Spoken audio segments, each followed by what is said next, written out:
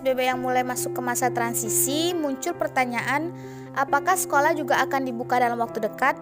Sebagian dari Anda mungkin berharap belum, mengingat bahwa bahaya sekali kalau anak, adik, atau keponakan Anda harus menghadapi resiko tertular pandemi di sekolah.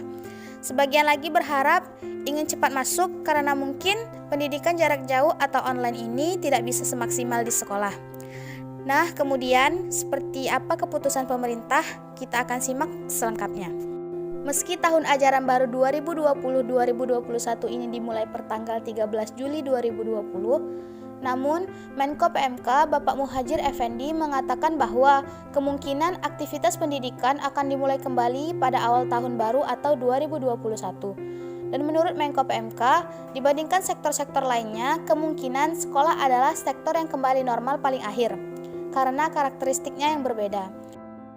Pemerintah juga tidak ingin tergesa-gesa dalam memutuskan kapan sekolah akan kembali dibuka dan masih mengkalkulasi dampak yang ditimbulkan di tengah new normal. Jadi belum bisa disebutkan secara pasti kapan sektor pendidikan akan kembali beroperasi secara optimal. Komisi Perlindungan Anak Indonesia atau KPAI juga menilai bahwa menunda pembukaan sekolah ini bisa mengurangi risiko penularan yang mungkin terjadi di sekolah. Apalagi ini belajar dari pengalaman di luar negeri. Tidak mudah memantau anak-anak untuk tidak berkerumun dan juga disiplin menggunakan masker. Dan jika sekolah ini menjadi klaster baru, maka sangat dikhawatirkan sistem kesehatan ini akan kewalahan. Dan menurut KPAI, pendidikan masih bisa dikejar, tetapi kesehatan dan nyawa tidak bisa.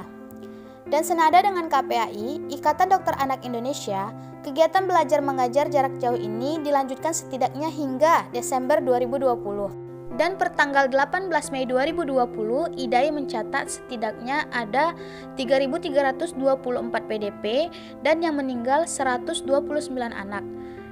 Dan yang dinyatakan positif COVID-19 584, di mana 14 anak diantaranya meninggal dunia. Berdasarkan data ini, IDAI menyatakan bahwa kelompok anak-anak juga rentan terhadap pandemi ini. Kemudian kita akan lihat dampak dari pembukaan kembali sekolah di beberapa negara. Yang pertama, Korea Selatan, di mana selang beberapa hari sekolah dibuka, rupanya 250 sekolah di negara ini terpaksa kembali ditutup akibat jumlah kasus yang meningkat setelah jutaan anak di negara ini kembali ke sekolah. Padahal sekolah-sekolah di negara ini sudah menjalankan protokol kesehatan dengan sangat ketat.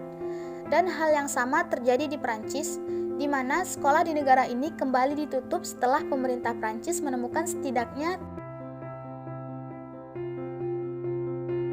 Kemudian kita lihat di Belanda, sebuah sekolah akhirnya kembali ditutup akibat penularan dari COVID-19, di mana ada 2 guru yang positif COVID-19. Tentu apa yang terjadi di negara ini bisa menjadi cerminan seperti apa dampak kalau sekolah kembali dibuka di Indonesia.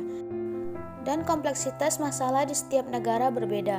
Di Indonesia mungkin dampaknya bisa lebih besar lagi dibandingkan di negara lain karena jumlah murid dan juga kondisi yang jauh lebih kompleks. Jadi diharapkan pemerintah terus memberikan keputusan yang tepat demi menjaga kesehatan anak-anak Indonesia.